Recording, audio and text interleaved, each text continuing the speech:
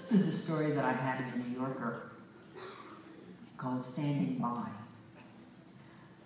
It was one of those headaches that befall every airline passenger. The flight is delayed because of thunderstorms or backed up traffic, or maybe it's canceled altogether.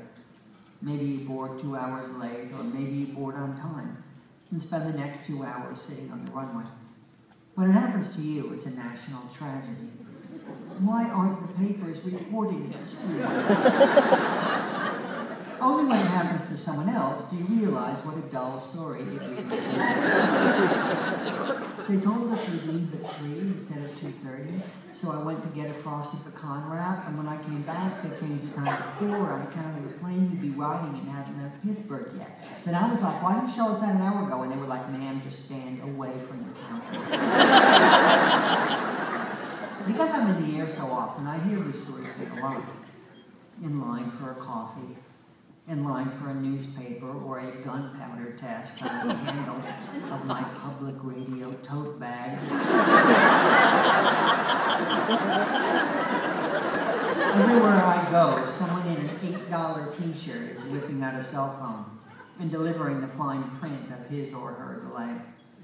One can't help but listen in, but then my focus shifts, and I find myself staring. I should be used to the way Americans dress when traveling, yet still it manages to amaze me. It's as if the person next to you had been washing shoe polish off a pig. Then suddenly threw down his sponge, saying, "Fuck this!"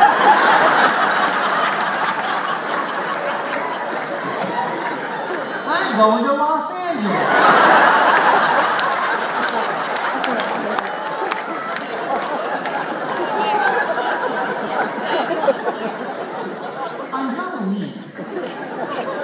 When I see the ticket agents dressed as hags and mummies, I no longer think, nice costume, but now we have to tag our own luggage. I mean that I mistake them for us. The scariness, of course, cuts both ways. I was on a plane in the spring of 2003 when the flight attendant asked us to pray for our troops in Iraq.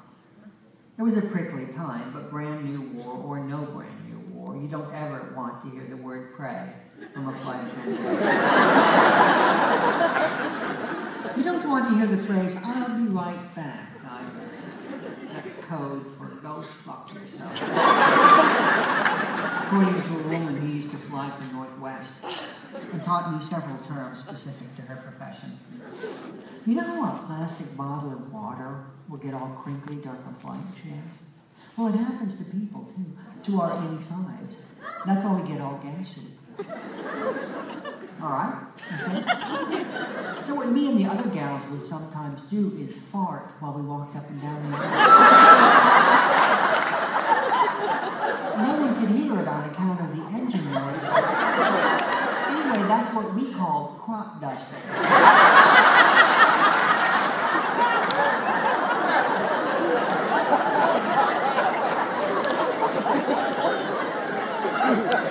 When I asked another flight attendant, this one male, how he dealt with a plane full of belligerent passengers, he said, "Oh, we have our ways. And the next time you're flying and it comes time to land, listen closely as we make our final pass down the aisle." In the summer of 2009, I was trying to get from North Dakota to Oregon. There were thunderstorms in Colorado, so we were 2 hours late leaving Fargo. This caused me to miss my connecting flight, and upon my arrival in Denver, I was directed to the customer service line. It was a long one, 30, maybe 35 people, all of them cranky and exhausted. In front of me stood a woman in her mid-70s, accompanying 2 beautifully dressed children, a boy and a girl.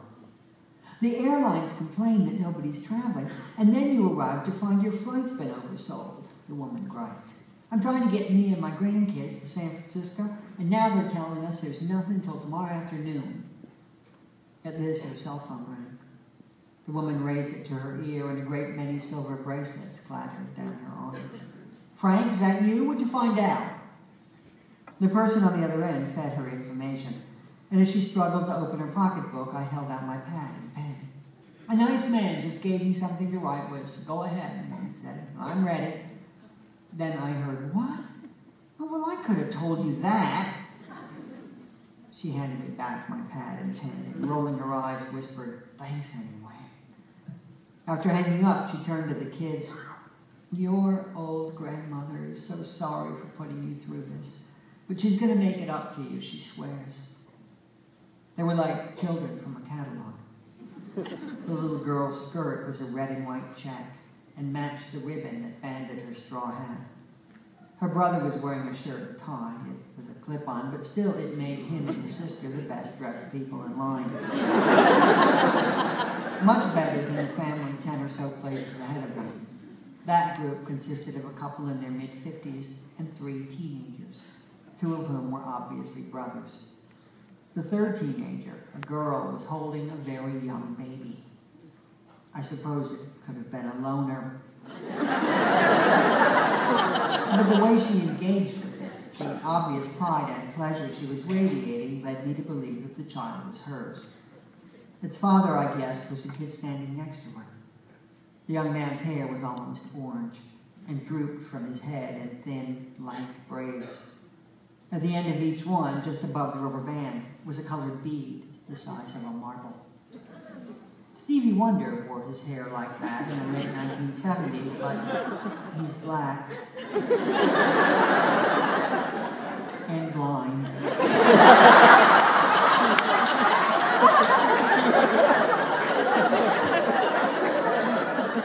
And then, too, Stevie Wonder didn't have acne on his neck and wear baggy denim shorts that fell midway between his knees and his ankles. Topping it off was a kid's t-shirt. Couldn't see the front of it, but printed in large letters across the back were the words, "Freaky Motherfucker." MOTHAFOCKA. Didn't know where to start with that one. Let's see. I'm flying on a plane with my parents and my infant son. So should I wear the t-shirt that says, "I wouldn't fuck you for practice"? "Suck all you want, I'll make more"? No. Seeing as I'll have the beaded cornrows, I think I should go with "Freaky Motherfucker."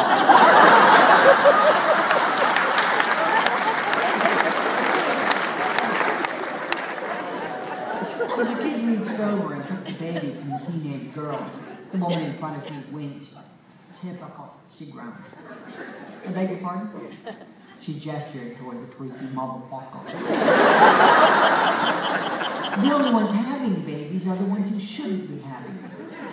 Her gaze shifted to the adults. "And look at the stupid grandparents, proud as punch." It was one of those situations I often find myself in while traveling. Something said by a stranger I've been randomly thrown into contact with, and I want to say, "Listen, I'm with you on most of this. But before we continue, I need to know who you voted for in the last election."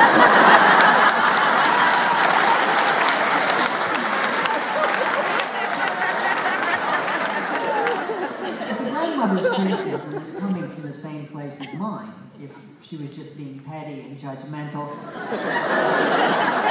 well, we could go on all day. If, on the other hand, it was tied to a conservative agenda, I was going to have to switch tracks and side with the "freaky motherfucker."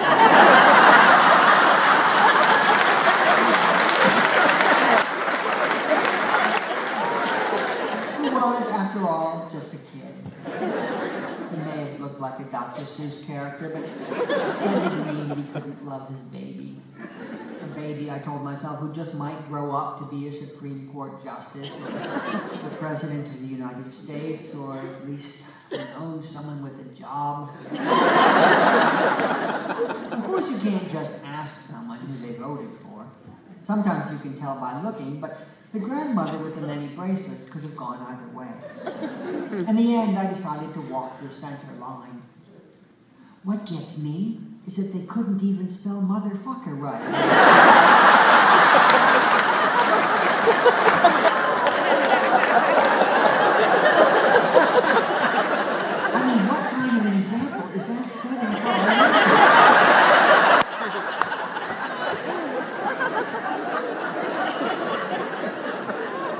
After that, she didn't want to talk anymore. Not even when the line advanced and Motherfucker and company moved to one of the counter positions. Including the baby, there were 6 in their party, so I knew it was going to take forever. Where do they need to go anyway? I asked myself. Wherever it is, would it have killed them to drive? Fly enough, and you learn to go brain dead when you have to. It's sort of like time travel. One minute you're bending to unlace your shoes, and the next thing you know, you're paying $14 for a fruit cup, wondering, how did I get here? No sooner had I alienated the grandmother in Denver than I was trapped by the man behind me. He had been passed over for a standby seat earlier that morning and was not happy about it. The gal at the gate said she'd call my name when it came time to board. Hell, she'd call me. I tried to look sympathetic. I should have taken her name, the man continued. I should have reported her. Hell, I should have punched her is what I should have done. I hear you, isn't it? Directly behind him was a bald guy with a silver mustache. One of those elaborate jobs that wanders a while before eventually morphing into sideburns. The thing was as curved and bushy as a squirrel's tail. And the man shook crumbs from it as a fellow who'd lost his standby seat turned to engage him. Goddamn airline. No wonder they're going down the toilet. None of them want to work. That's a problem, the bald man with the mustache said. All any of them care about is the next goddamn coffee break. He looked at the counter agents with disdain and then trained his eye on the freaky motherfucker. And that one must be heading back to the circus. Pathetic, the man behind me said. He himself was wearing pleated khaki shorts and a blue t-shirt. A baseball cap hung from his waistband, and his sneakers, which were white, appeared to be brand new. Like a lot of men you see these days, he looked like a boy, suddenly, shockingly set into an adult body. We got a kid looks like him back in the town I come from, and every time I see him, I just thank God he isn't mine. As the two started in on rap music and baggy trousers, I zoned out and thought about my last layover in Denver. I was on the People Mover, jogging toward my connection at the end of Concourse C, when the voice over the PA system asked Adolf Hitler to pick up a white courtesy flower.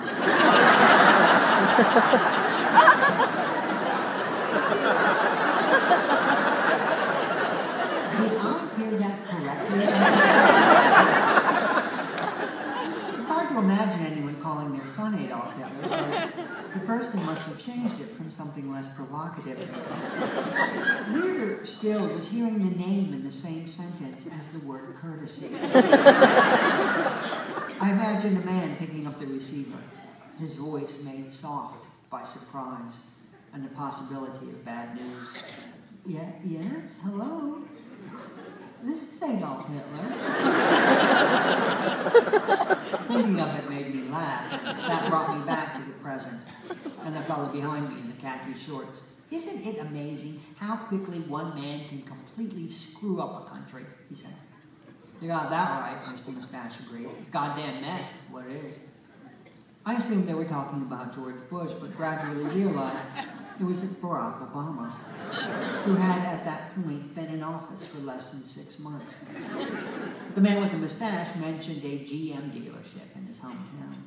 They were doing fine, but now the federal government is telling them they have to close, like this is Russia or something, communist country. The man in the khaki shorts joined in, and I wished I'd paid closer attention to the auto bailout stuff. It had been on the radio and in all the papers, but because I don't drive and I always thought that car dealerships were ugly, I'd either turn the page or let my mind wander, which was unfortunate since I would love to have turned around and given those two what for. Then again, even if I were informed, what's the likelihood of changing anyone's opinion, especially a couple of strangers? If my own little mind is nailed shut, why wouldn't theirs be? We've got to take our country back, the man with the mustache said. That's the long and short of it, and if votes won't do the trick, then maybe we need to try force. What struck me with him, and with many of the conservatives I'd heard since the election, was his overblown, almost egocentric take on political outrage. his certainty that no one else had quite experienced it before. What then had I felt during the Bush-Cheney years? Was that somehow secondary? Don't tell me I don't know how to hate, I wanted to say.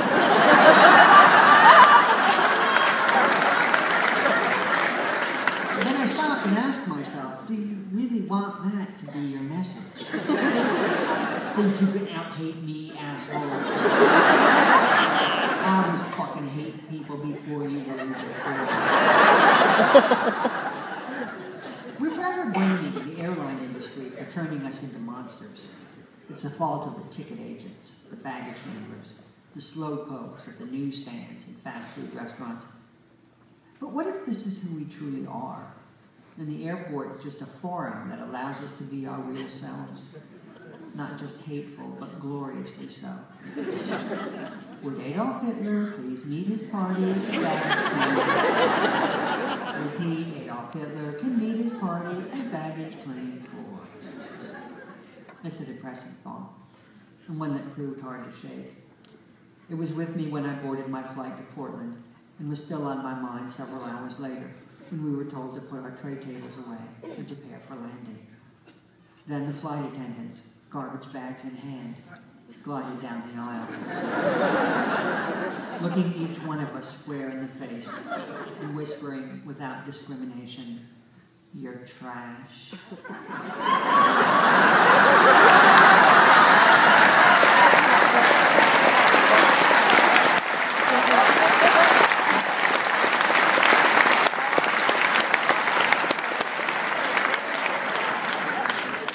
That's actually your trash. You're trash. Your family's trash.